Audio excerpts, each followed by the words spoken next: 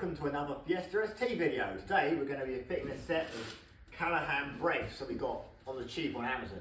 Let's see how good they are. We've seen some reasonable stuff online, it says they might be decent, so we're going to give it a go. First thing we're going to do is jack up the car.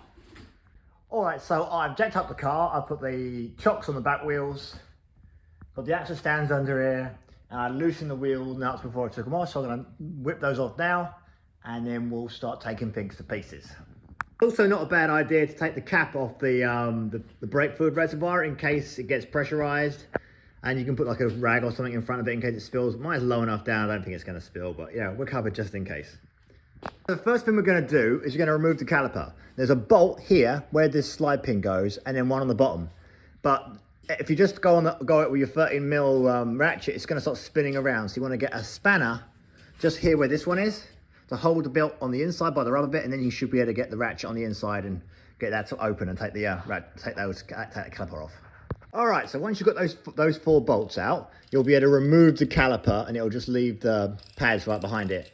And you don't want to have this hanging, so we're going to get a cable tie and tie this onto somewhere on the spring up here, get it out the way, and then we'll be able to remove the old brake pads. All right, at this point, we're going to pull out the brake pads, and you should just be able to pull them out like this. And you'll notice that on the back, the ones on this side have 2 dots centrally, and the ones on the other side will have them out here. They're not the same both ways around, so you've got to make sure you work out which ones are which. What I'm going to do is take this guy, and I'm going to put it down here on the outside and do this. And on the other guy, I'm going to pull that one out, and I'm going to put him, you see the dots on the outboard there. I'm going to put them on this side, so if I get confused, I'll know which way around is which. Good. Okay, the next thing we're going to do is take off this bracket. There are 2 15mm bolts. One's about here and the other one's about here. And again, they're going to be on here pretty tight, so we may need to use the mallet, but we haven't used it so far, so hopefully we'll be okay. So once you've taken out those 2 bolts, you should be able to pull this bracket off. We'll give that a clean in a minute, which then allows you to remove this brake disc and put on a new one. All right, so now the calipers have been pulled off, we've given them a bit of a clean in the sink, and we pulled off the metal clips that go in the end here, and we're going to, because the new kit will come with new ones, we're going to pop the new clips on, and then we should be able to start reassembling.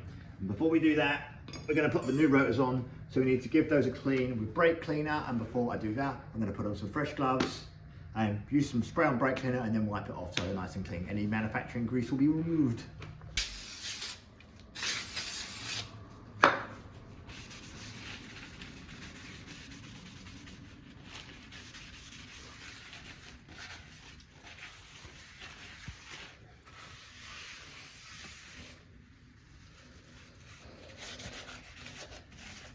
That's good, right?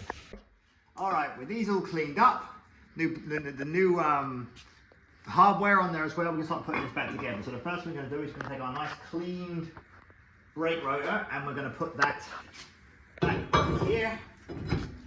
And then we're going to attach the bracket. And before we put the 15mm bolts back in this to hold it on, we're going to put a little bit of red Loctite on those so they're nice and safe and don't come off. Right, once you've got those 2 15s back in here, it's starting to look more like brakes again. We're going to torque those 2 down to 52 foot-pounds.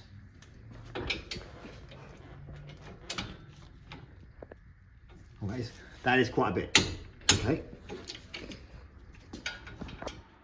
And then we'll do the same thing on the other side. All right. Okay, so now we're going to grease up these pins that are in here. We're going to pull these guys out. Put a little bit of copper grease on them because they need to be lubricated. Some people might want to put some on the brake discs. This is the old one still on the ears here, but they don't do that from factory, so we're probably not going to do that. But we're definitely going to put some on the pins. So we're going to pull those out, put a bit of grease on them, and then we'll be able to install the new brake pads into the new clips, and it's really coming together. Okay, good stuff. Now, as we said before, there's these 2 little studs here on the inside. And not the same as this pad, but on the other side, the tud's on the outside. So you've got to get them around the right way. So this is why we left the old one right here to remind us which one goes which. So that's the one's already there, which means this is the guy that goes on this side. So we're going to put him in here, and push him into the clip. Don't touch the braking surface, and do the same with the one on the other side. Put him into the clip